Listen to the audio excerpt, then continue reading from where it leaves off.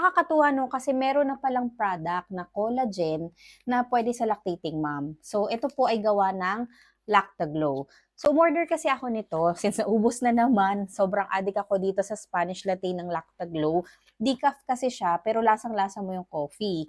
And talagang ang lakas talaga ng milk ko kapag ito yung iniinom ko, kaya addict na addict ako dito sa Spanish latte ng Lactoglow. Ngayon, meron din silang collagen. Sinabay ko na sa order ko. This is my 8 months postpartum. I think this is the time na mag-start na tayo sa balik lindog program natin.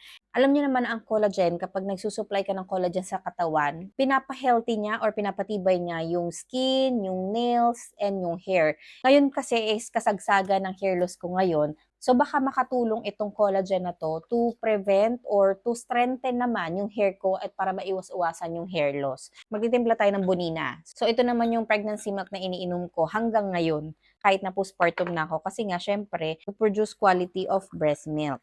So ngayon, magdadagdag tayo ng collagen from Lactoglow. So this is my first time actually na ito-try ito. Usually, ang mga collagen wala naman talagang lasa eh. Ay, ang taray, may scooper na pala siya. 1 to 2 scoop. So, yan.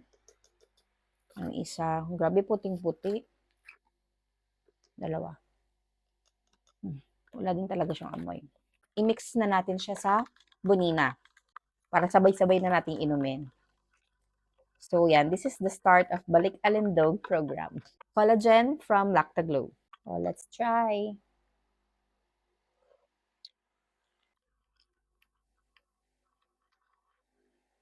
Parang may tamis siya, no?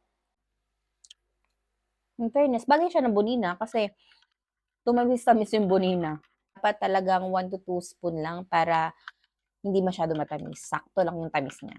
Yan. So, para sa mga breastfeeding mom dyan na gusto ring magbalik alindog, so try nyo tong Collagen Plus ng Lactoglow. At syempre, try nyo na din itong Spanish latte nila. Sobrang sarap.